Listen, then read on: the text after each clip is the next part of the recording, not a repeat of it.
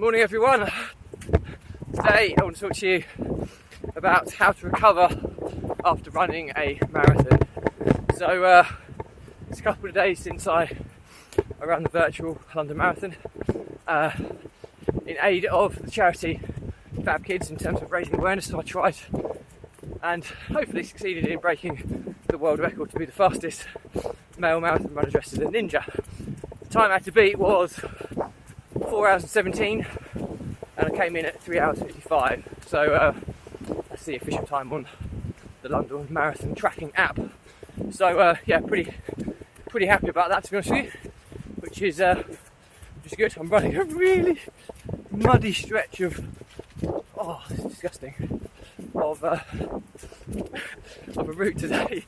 I don't know why I picked this at all, but there you go. Anyway, so today's topic, it's Tuesday, so it's all about running, and it's a biggie today, how to recover after running a marathon.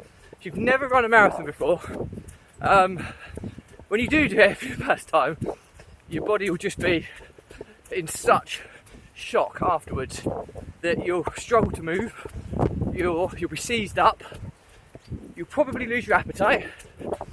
It's such an epic event that your body has put absolutely everything into it, that the points where your body shuts down.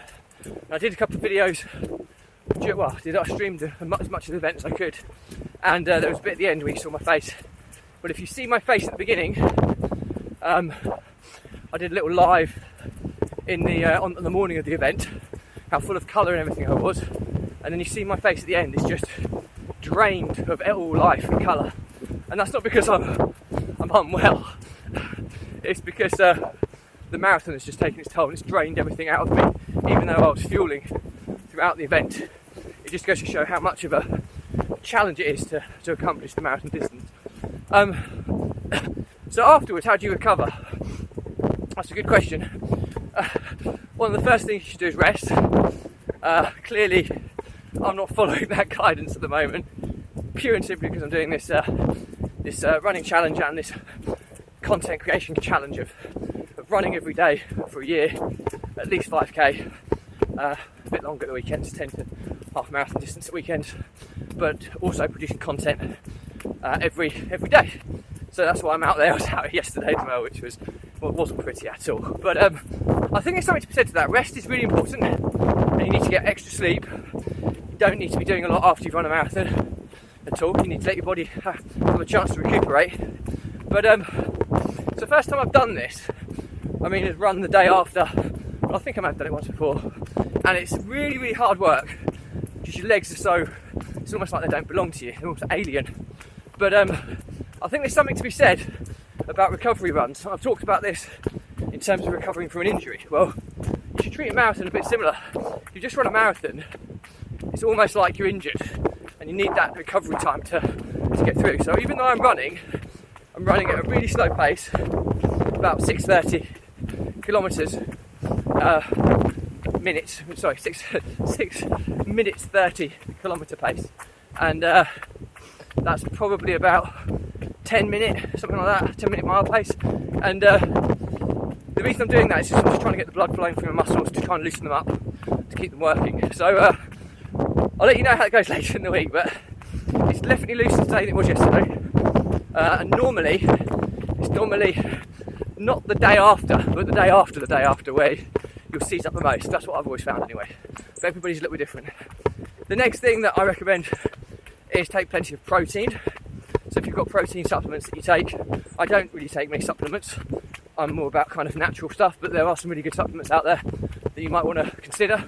Protein-based ones are the fuel. Protein is generally the fuel that heals muscles, because the reason you're aching so much is because your muscles have all got these tiny little tears throughout where they've been stretched and pushed beyond what they're used to. So you've got loads and loads of stretches, and that's how you generally get bigger built and you get stronger muscles, as your muscles tear when you do the exercise, and then they heal slightly larger. So that's how people bodybuild and all that side of things. But protein is super important because it speeds up the healing process, which means you can work out for longer, you can get back to working out quicker, and it's no different from running endurance events. Your legs need to recover, so lots of meat or fish or cheese, you know, anything that's high in, you know, in protein. So keto guys, you'll be flying. Vegan people, you have to be a little bit more creative, eggplant, stuff like that, to try and get your protein levels up. So, but really important, you do that well, you'll recover in almost half the time that it would take if you didn't. So that's the key one. I talked about rest, but what I mean by that is sleep. Your body just, you know, the best time that your body's recovering is when you're sleeping. So don't stay up late. I mean, I crazily went for a few drinks on the Sunday night of the marathon. So my rest would have been impeded by the alcohol intake, let alone, you know, getting a good night's sleep. So I don't recommend that at all. But I had just broken a world record and I had a support team with me, so I wasn't going to let that opportunity pass. But normally I would get to bed really early. I'd get to bed early for most of the following week to get a full night's sleep, to let my body fully recover. Really, really important that you do that. So that's really, really key. Stretching is the next one. Really, really important to stretch out your muscles. Now, this is why sports massages work so well for me. If you can have a light sports massage or massage, even better. But the biggest issue you get after exerting yourself to that level and then doing nothing after it is your muscles will then heal themselves in a contracted state. And that means because they are little tiny tears, muscle tears, which if you have a significant tear, that's what we classify as an injury, a muscle tear. These tiny little tears are the development of your muscles, but you need to keep stretched out. So stretch, foam roll, all these things to try and iron out those inefficiencies or deficiencies in your muscle fibres, which will hopefully aid the recovery. And if you can, sports massage, well, not sports massage, a massage. So a soft muscle massage. So if you have sports massage before, you realise they're anything but enjoyable, but they do really, really good. After a marathon, you do not want your sports masseuse absolutely pounding your muscles. A really nice, gentle one, just to get the blood flowing through your muscles, which will obviously aid recovery. And he or she will also identify any areas where there's a potential injury risk when your muscles are hurricating, and they'll focus on that just to work out any knots in your muscle fibres. So, really, really important. The next one, hydration. So, you know, your muscles will have been starved of fluids, even though you're fueling through a marathon. A prime example is, I don't like using this, but I will anyway. You go to the toilet after a marathon, you will not have hydrated, clear urine. It will be luminous because you've exhausted all of your hydration stores, your muscles are starved. So fluids, so refuel fluids. So what I mean by that is plenty of water. And if you're going to put anything with your water, electrolytes, salt tablets, to help your muscles retain the fluids, because you need to get the fluids running through your body again to make yourself feel back to normal, which is super, super important. Sorry if the wind is having a bit of an issue. I've got a bit of a tech issue with my AirPods Pro this morning, so I'm using a native recording camera. That's really, really important. And the next one, which people don't realise, which is huge, is a support network. What I mean by that is it's quite common for lots and lots of marathon runners to have, like, you talk about post-marathon depression, because you've just spent or devoted probably half to a third of a year of your life to a massive event. A lot of you have never done one before. Just going past someone. Morning. A lot of you will have be your first marathon. It might be you might have done several marathons, but it's still a huge commitment. You've built up to something. The training plans, the hours out on the road, the people you've trained with, all that. And then all of a sudden it comes to an abrupt end once you finish the marathon, and that week you're sitting there thinking, wow, that was amazing, but then, it's amazing how many runners will stop running straight after a marathon, and then they won't get back to doing it again for a long, long time. And the best thing you do is get back out there, but when your body allows you to, but also have a support network for the mental challenges that your body and mind are going through. Because, as I've said, it's something that a lot of people don't realise and don't understand, But it is, you should be, and people say, oh, why aren't you on top of the world? You've just broke a world record, or you've just done your first marathon, or you've just achieved this massive challenge, which is amazing at the time, but then straight afterwards it's like, oh, what now? What do I do now? I've given my life focus to this for so long, and now I've got nothing, and you automatically get that lull, and that's where that's what I'm really passionate about in this kind of vlog, because like I say, it's similar to what I talk about in entrepreneurship, about people understand that the good old days are now. Enjoy the journey, right? 'Cause the destination, the goal, the milestone, it can be quite final, and that's why I treat it all as a part of the journey. So next thing is plan your next race. Get out there now, start get yourself running again. Talk to lots of people, inspire one another, see what each other are doing, and try and get. That's why running groups and accountability partners are so powerful. It's really, really important that you do this one, because, like I say, it's a dark place post-marathon. It's a darker place when you hit the wall during a marathon, but again, I've talked about that on another subject. But get that support network around you and set your next milestones that you're going to reach. Really important, and if you can get a few of you to commit to it together, I'll hold you accountable for it. I mean, I'm now looking ahead at the next world record attempt I'm going to take, the next marathon I'm going for.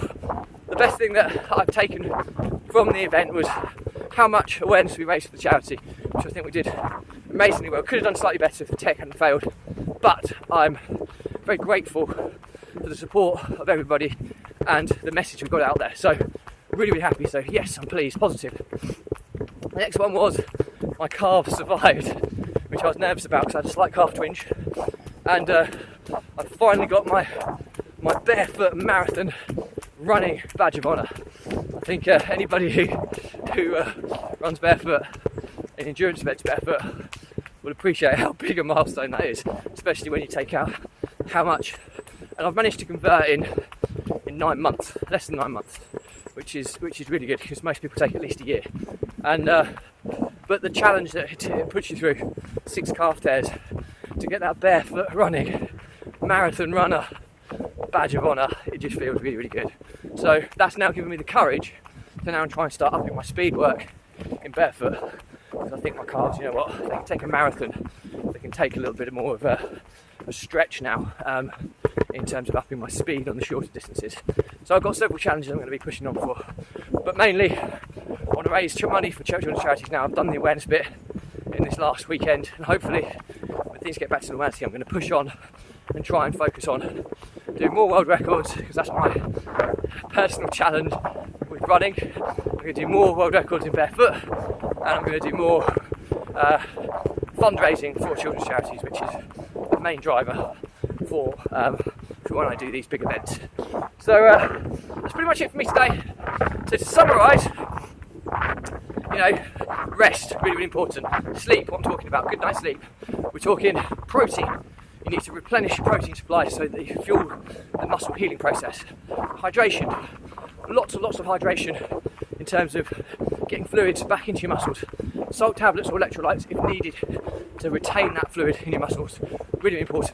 The next one, stretching, foam rolling or massage if you can. Really, really good to iron out any potential injuries after such an endurance-based event. And the last one, hugely important, support network. Have the next challenge, the next plan, get accountability partners, and go again, because it's a lot of people treat running a marathon as very, very final, and you need to have that next step to keep you moving forward on your journey, enjoying the journey, rather than sitting and thinking, oh, it's over now, and getting depressed. And that's what I don't want any of you to be feeling. So this has been useful. Any questions, always drop me a comment. I'll respond to everyone. Big topic, I will do a vlog episode, tag you in. It's not for you, unfriend, unfollow, no drama there, but do check out my Facebook group, Runpreneur, or my YouTube channel, Kevin Britton, Runpreneur, before you do, whereas my 130 or so episodes are all catalogued nicely by topic, so hopefully be a useful ad hoc resource for you at some point. So that's it for me today, and finally, as well, things down. This is my new offering, if you like. There's no cost associated with this, absolutely not. But my passion is helping entrepreneurs, runners overcome overwhelm, anxiety, and stress and using kind of running and exercise as a release mechanism to kind of relieve that, because so many of us go through it and we bottle it all up and it makes it worse and worse and worse.